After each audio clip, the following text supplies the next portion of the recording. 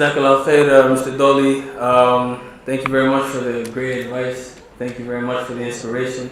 I'm sure some of the folks here, inshallah, will be looking towards law as their future endeavor. Our next speaker, Kawsar Mohamed, has a diploma from La Cité Collegial in Public Relations, and she's currently on her last semester of her Bachelor of Arts in Law and will be doing her Master's in Humanity and Religion and the Public Sphere at Carleton, inshallah.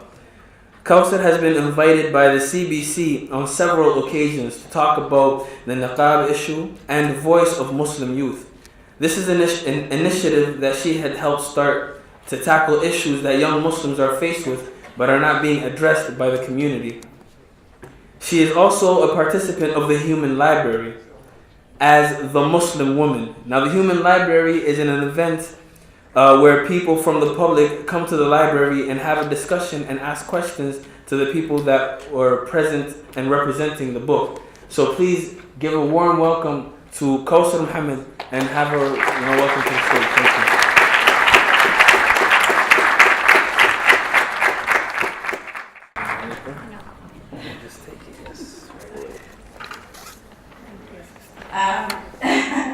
I see a lot of people here that I've known for a while.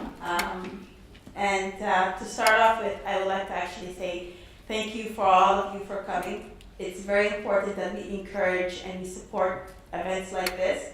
And I would also like to congratulate all of those youth, dynamic youth professionals who have organized this event. So congratulations to them. Give them a round of applause.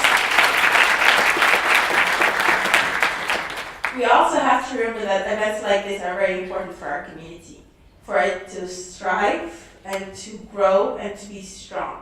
So just a bit of advice for those who are organizing this event: don't give up. Don't let it fall on the sideline. Move on. More stuff. We're looking forward to it. So my topic is no limits. So when I thought about that, and of course it had something to do with my disability, I thought about it and I said, how can I relate no limits to my disability? And I said, okay, well, I have a great idea. I'm going to write about a point and say that having a disability does not mean you have any limits. So you have no limits, you can do whatever you want, go ahead. And I started writing, and it was actually a very good speech. I was really proud. But at the middle of the speech, I went back to it and I read it again. And I was like, what is this? This is complete and utter BS, I'll say. Because literally, what I was doing is I was writing in a way that I wanted to say things that would inspire you. And I thought about it and I was like, why do I have to inspire anyone? Seriously. Just because I have a disability does not mean if I do a couple of things, I'm worthy of inspiration. Like, that doesn't mean. Why do we have to, as a community, put the bar so low for people of disability that we think that just because they do a couple of things, they are so inspiring? No. No, they don't have to be inspiring. The first thing they need to do is to achieve something to be inspiring. So I'm not here to inspire you. I'm not here to give you my life story and say, hey, see, you could do this too. No, I haven't done anything. I will. I won't give up. But I haven't done anything yet. So I've decided, so what should I do now? So I decided maybe I'll give advice. Through the journey, my life journey, I picked up a couple of points that is very important for you to follow, for you to achieve your goals. So the first thing is, no limits? No, that's not true. Limits exist. So accept it. Limits exist and limits can never be overcome. So there's no such thing as no limits. There's a difference between limits and obstacles. Obstacles you can overcome. Limits you cannot. I'll give you an example. Take me for an example. Okay, if I wanted to run run being the key word here. In a marathon, that's my limit. I won't be able to do it. You have to accept it, move on. My obstacle is, how do I participate in a marathon? I can find ways, and I can do it. So you can overcome these obstacles. Knowing your limits means knowing your weaknesses and your strength. Once you know that and you know yourself, anything outside of those limits is complete possibility for you. You could do it. And there's nothing that should be stopping you.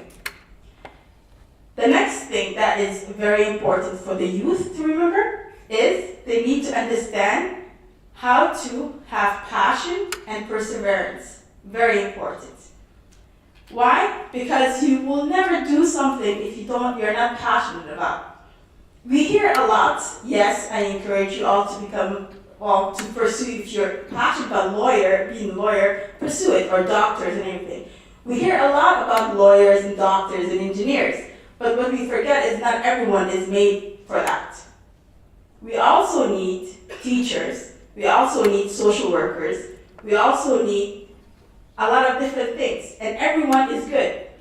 Sometimes, some people want to be stay-at-home moms. What's wrong with that? If they're good at that, go ahead.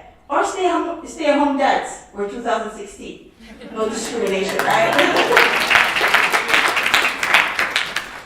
So, once you know your passion, you persevere. Persevere, you have to have grit and stamina. You don't stop at obstacles, you overcome them. So that's the second thing. Third thing is confidence. Confidence, some people are born with. Some people, they have to work towards it. So how do you build your confidence? The first thing is by overcoming obstacles. The more you overcome obstacles and the more you achieve your small missions, which are small goals, to your future vision, which is your bigger goal, you build your confidence. But not only do you build your confidence through success and achieving things, you can build your confidence through failure as well. How? Because if you fail at something, and then the next time around, you succeed, it builds your confidence. Because you know the next obstacle that comes around your way, you can overcome it. All right, so those people who are born with confidence, it's a good thing, no discrimination, but sometimes it can lead you to arrogance. So that is something that we don't want. Arrogance does not mean that you are confident, does not mean that you have it all. What it means is you think you're better than everyone else. That's not good. That won't give you the success that you need. So, arrogance, put it aside. What can you replace arrogance with? You can replace it by being a genuine person with great social skills. What happens is you attract the right kind of people to you. When you attract the right kind of people who have substance, a relationship that has substance, and people that can support you, well, then what happens? It's almost like imagine yourself as a boat and you're sailing through the water, which are obstacles. And these people are like your wind. They're going to carry you through. And they will help you to achieve. No man is an island, so you need people. No, like it or not. You cannot enclose yourself and say, hey, I'm all good. No. So you have to work on your relationships and you have to do the best that you can. After that, after you have those social skills, another thing that you need to understand is how to be adaptable.